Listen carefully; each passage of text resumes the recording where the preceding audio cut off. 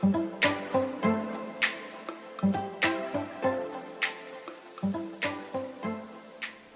a 6.21-inch display with 1080p resolution, impressive viewing angles, a 13 megapixel rear-facing shooter, as well as a very impressive front-facing camera for selfies, the Honor 10 Lite packs some impressive performance. Over in the internals, it has a 6 gigs of RAM as well as a high-silicon Kirin 710 processor, all mated to a 3400 mAh battery, and that makes for impressive performance.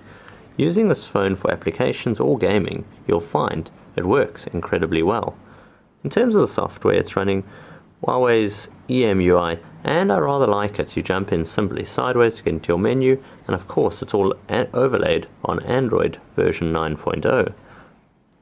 With a slick looking body, powerful internals, impressive cameras, and ultimately what's something that's good to look at on the eye, all at an affordable price point, the Honor 10 Lite makes a great case for itself.